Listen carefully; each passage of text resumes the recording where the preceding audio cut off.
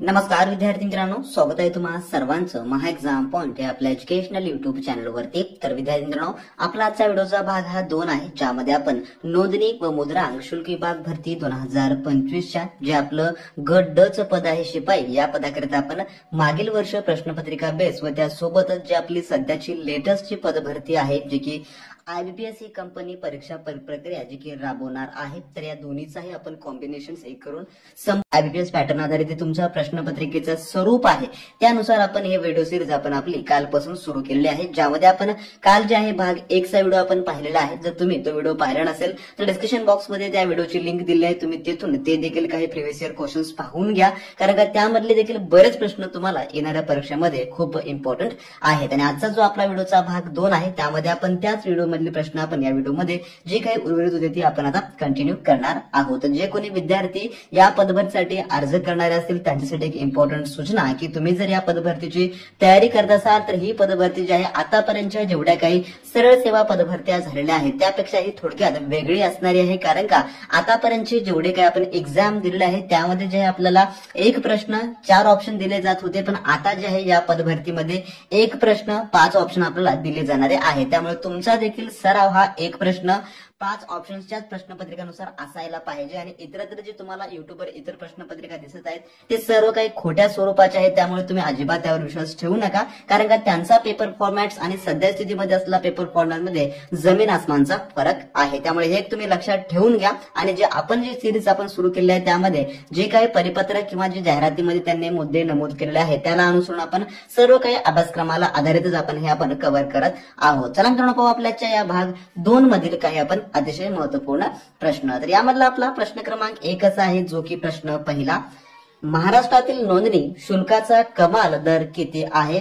तर महाराष्ट्रामधील या ठिकाणी प्रश्नामध्ये विचारलेला आहे, तर नोंदणी शुल्काचा कमाल दर, तर याचं जे उत्तर आहे ते आहे ऑप्शन नंबर अ, जे की 1%। तर 1% म्हणजे की 1% एवढा जो आहे महाराष्ट्रातील नोंदणी शुल्काचा कमाल दर आहे। तर नॉर्मली जर आपण नोंदणी शुल्काचा जर कमाल दर पाहिला तर तो दर आहे 5% पासून ते 7%, म्हणजे ते 5 ते 7% आहे नोंदणी शुल्काचा दर, परंतु महाराष्ट्रामधला जो नोंदणी शुल्काचा दर आहे तो 1% आहे। तर हे तुम्ही लक्षात ठेवून घ्या। तर हे सर्व काही बेसिक्स क्वेश्चन्स आहेत जे की तुम्हाला माहिती असणं अतिशय IMP आहे।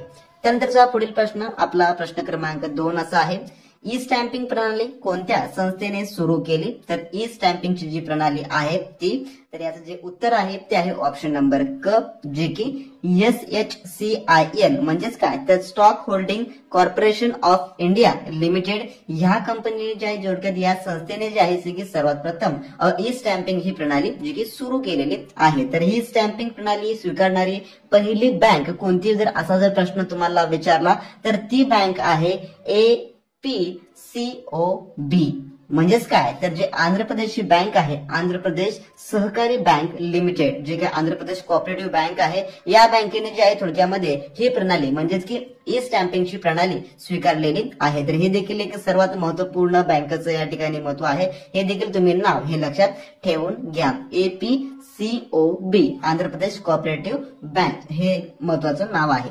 त्यानंतरचा पुढील प्रश्न जो की आपला प्रश्न क्रमांक 3 असा आहे पुढचा, नोंदणी करताना फिरण म्हणजे काय? तर फिरण म्हणजे काय आहे? नोंदणी करताना फिरण हा शब्द जो वापरला जातो तर याचं उत्तर जे आहे ते आहे ऑप्शन नंबर ई, जे की नोंदणीचा दस्ताऐवज। तर नोंदणीच्या दस्ताऐवजाला जे आहे फिरण असं जे आहे ते म्हटलं जातं। ऑप्शन नंबर ई या ठिकाणी या प्रश्नाचं उत्तर होणार असेल। आणि परीक्षेमध्ये देखील तुम्हाला सेम या प्रकारचे थोडक्यामध्ये प्रश्न मिळते जुळते पाहायला मिळणारे असतील, आणि जो तुम्हाला प्रश्नांची संख्या असणारी आहे आणि जो लेवल असणार आहे तो तुम्हाला SSC लेवलचाच असणार आहे, म्हणजेच की 10वी पातळीवरचा प्रश्न। तर मागील आपल्याला 2 वर्षाचा अनुभव आहे IBPSचा, आणि जे काही आतापर्यंतचे वेगवेगळे एक्झाम्स घेतलेले आहेत IBPSने त्यामधले आपले बरेच विद्यार्थी सक्सेसफुल देखील आहेत, ज्याची की रिव्ह्यू आपण आपल्या टेलिग्रामवर देत असतो। त्यामुळे तुम्हाला या पदामध्ये जर तुम्हाला जर यश मिळवायचं असेल, ही एक्झाम क्रॅक करायची असेल तर योग्य त्या तुम्ही गायडन्सच्या खाली अभ्यास करा मित्रांनो, तुम्हाला नक्की यामध्ये तुमचा रिझल्ट पाहायला मिळणार असेल। त्यानंतरचा आपला पुढील प्रश्न जो की प्रश्न 4 असा आहे, महाराष्ट्रात जमीन विक्री करारासाठी मुद्रांक शुल्काचा दर सामान्यतः किती आहे? तर मुद्रांक शुल्काचा दर, तर याचं उत्तर जे आहे ते आहे ऑप्शन नंबर ब, जे की 5%. 5% एवढा जो आहे महाराष्ट्रामध्ये जमीन विक्री करारासाठी मुद्रांक शुल्काचा दर आहे. तर ऑप्शन नंबर ब या ठिकाणी या प्रश्नाचं उत्तर होणार असेल.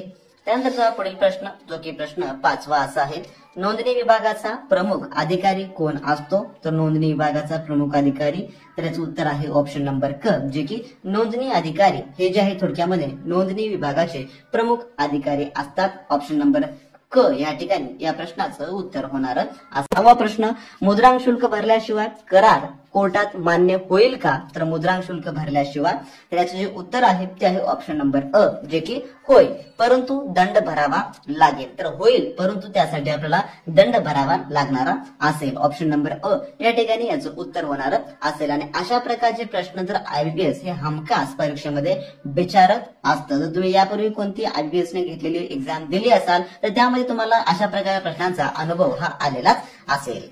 त्यानंतरचा प्रश्न आपला 7वा असा आहे, धूपगड पंचमंडी शिखरे कोणत्या पर्वत रांगेमध्ये अस्तित्वात आहेत? तर धूपगड पंचमंडी शिखरे, तर याचं उत्तर जे आहे ते आहे ऑप्शन नंबर ब, जे की सातपुडा या पर्वत रांगेमध्ये अस्तित्वात आहेत. ऑप्शन नंबर ब या ठिकाणी या प्रश्नाचं उत्तर होणार असेल. तर हे जे आहे मध्य प्रदेश या राज्यामध्ये आहे, हे देखील तुम्ही लक्षात ठेवून घ्या.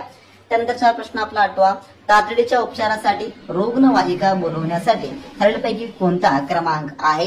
तर याचं उत्तर आहे ऑप्शन नंबर ब, जे की 108 हा जो क्रमांक आहे रुग्णवाहिका बोलवण्यासाठी तातडीचा क्रमांक आहे, जो की तातडीच्या उपचारासाठी. ऑप्शन ब या ठिकाणी या प्रश्नाचं उत्तर होणार असेल. त्यानंतरचा आपला पुढील प्रश्न आपण पाहू. प्रश्न 9वा आपला, खालीलपैकी कोणता किल्ला शिवाजी महाराजांनी बांधलेला आहे? तर छत्रपती शिवाजी महाराजांनी कोणता किल्ला बांधलेला आहे खालीलपैकी? तर याचं जे उत्तर आहे ते आहे ऑप्शन नंबर थोडक्यामध्ये जे की क, सिंधुदुर्ग. तर सिंधुदुर्ग किल्ला जो आहे थोडक्यामध्ये छत्रपती शिवाजी महाराज यांनी बांधलेला आहे. तर शिवनेरी किल्ला हा त्यांचा जन्मस्थानचा किल्ला आहे आणि पन्हाळ हा जो किल्ला आहे तो 12व्या शतकामध्ये बांधलेला आहे. आणि त्याचे जे काही वास्तविक अस्तित्व होते ते देखील उपलब्ध नाही आहे, परंतु हा किल्ला 12व्या शतकामध्ये बांधलेला आहे. तर याचं योग्य उत्तर काय होईल? ते होईल ऑप्शन नंबर क, जे की सिंधुदुर्ग येथील किल्ला छत्रपती शिवाजी महाराज यांनी बांधलेला आहे. त्यानंतर प्रश्न आपला 10वा असा आहे, बंजर नदी ही खालीलपैकी कोणत्या नदीची उपनदी आहे? तर याचं उत्तर आहे ऑप्शन नंबर ब, जे की नर्मदा या नदीची उपनदी आहे.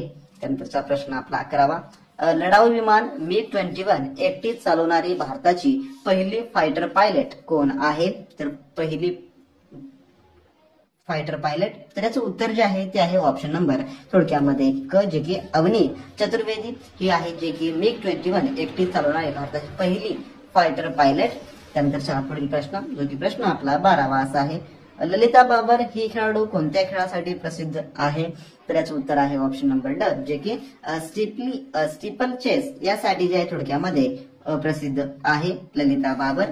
त्यानंतरचा प्रश्न आपला 13वा प्रश्न असा आहे पुढील, ईस्ट इंडिया कंपनीची पहिली फॅक्टरी भारतामध्ये कोठे स्थापन झाली? तर याचं उत्तर जे आहे ते आहे ऑप्शन नंबर क, जे की सुरत या ठिकाणी 1600 मध्ये, इसवी सन 1600 मध्ये जे आहे थोडक्यामध्ये ईस्ट इंडिया कंपनीची पहिली फॅक्टरी सुरत या ठिकाणी जे आहे ते स्थापन झालेले आहे. आणि तुम्हाला इतिहास, भूगोल, नागरिकशास्त्र, राज्यशास्त्र या विषयावरील प्रश्न जे काय आपल्या 10th लेव्हलच्या अभ्यासामधले होते त्यावरच येणारे आहे. त्यामुळे जास्त पण अवघड स्वरूपाचे प्रश्न करू नका, कारण का दर्जा हा 10वी पर्यंतच असणारा आहे.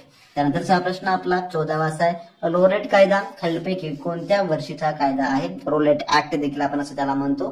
तर याचं उत्तर आहे ऑप्शन नंबर ब, जे की 1919चा हा ऍक्ट आहे. त्यानंतरचा प्रश्न आपला 15वा, ताशकंद करार 1966 मध्ये कोणत्या 2 देशांमध्ये झाला होता?